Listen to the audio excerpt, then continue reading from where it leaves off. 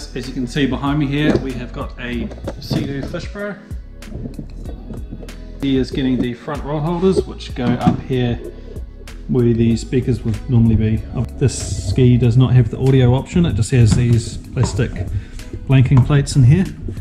And what we do is we pull those plates out, and here we have the front rod holder setups, and they also have a bottle holder which works well for a UE boom as well. So if they don't have the speaker system, they can actually chuck a UE boom down in these tubes as well.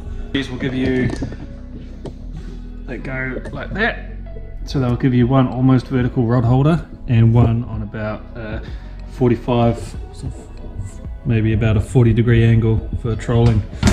So yeah, nice and practical, nice and forwards and out of the way, and yeah, they bolt straight in without any drilling or cutting. So all we have to do is remove that, and that rod holder bolts in its place.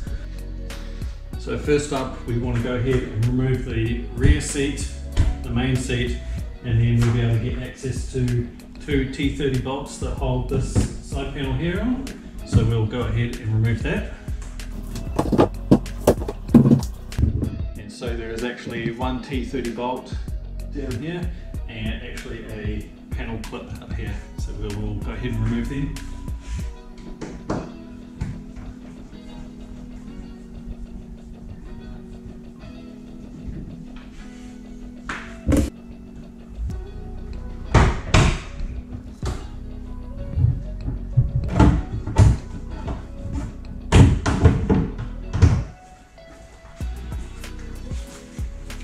So once we've got that side panel here out of the way, there is two T30 bolts there that we need to remove.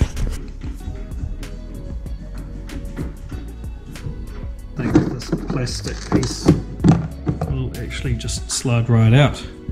And as you can see, we are left with this piece down here, and that is actually used for the speaker installation, but obviously we do not need that. So what we want to do is there's two T30 bolts down here and one up there. We want to go ahead and remove those three.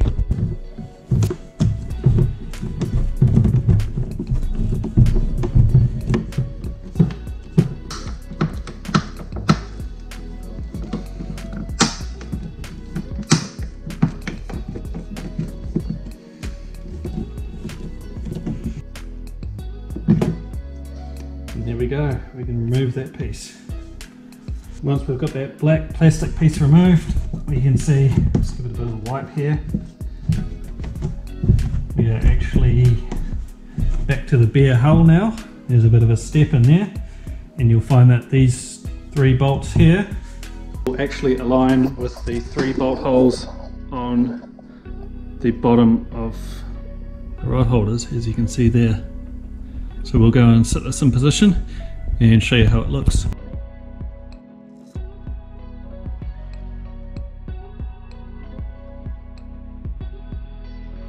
Bolted in position now just for a test fit, and we've put this panel back on, so that's looking good there. And one more thing you can do, just for aesthetics, is you'll see there's a bit of an empty void up here now where that black plastic cover was. So what you can do to reinstall that cover is you can just cut the bottom off it like we have done here. So that was the cover, and we've just chopped that bottom half off there, and the kit will come with a template like that, which you just lay on there like so. It'll fit to the contours of the plastic, and you just mark a line along the bottom of the template and cut it straight off like that. And I just used an angle grinder for that job with a thin cutting disc, and cleaned up the edges, and then that will slide back in there and bolt back into position and just take up that empty void that's in there, just to make it look a little bit better. So one more thing I like to do when installing these rod holders is just on the bottom here, mainly around the bolt holes, is just use some Seeker 291 marine adhesive sealant. And because these bolt holes, as you can see here, they do go into the hull, so if you leave them unsealed, they will potentially leak water into the hull, so maybe you want to do something about that. So we'll seal it up with this, and that will also just give it a bit of a chemical bond as well and make the rod holders just that little bit stronger too. So just around this area, hand up around that area is plenty for what we need. So as you can see, we've put our Seeker 291 on the areas that we need it, and now we'll go reinstall the rod holder.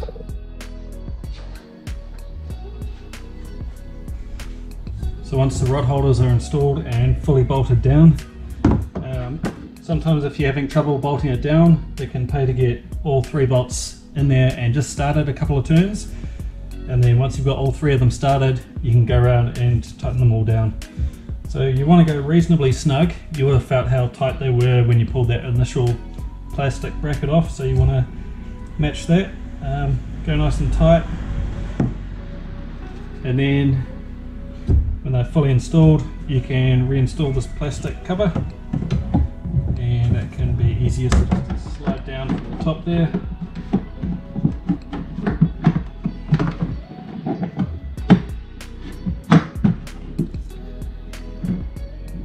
And it will pop into position like so, and you want to line up these 2 bolt holes on the side there and reinstall the 230 bolts.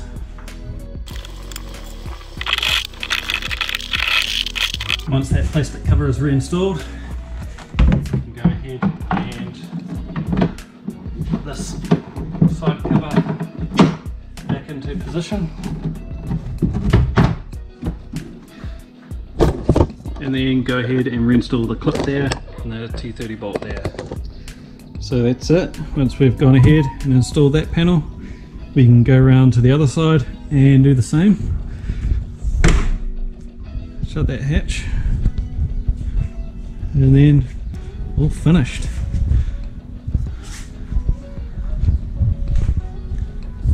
And as you can see, the other side's completed as well. Looking nice and factory looking. So one tool I will recommend for this installation to make everything easier, since there's a couple of bolts right down inside the bottle holder, is just get yourself a T30 socket and put it on a decent extension and on a ratchet as well, and that'll just make the whole job that much easier. Get into like these bolts down inside here. So yeah, having the right tools will make the job a lot easier for you. So there we have it, she's all finished. Nice professional looking installation.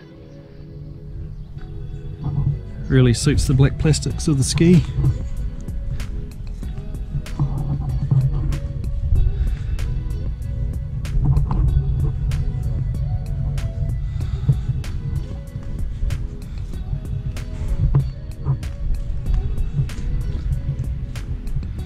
So yeah, ready to hit the water. So that's what it looks like, all loaded up with rods, ready for some serious trolling.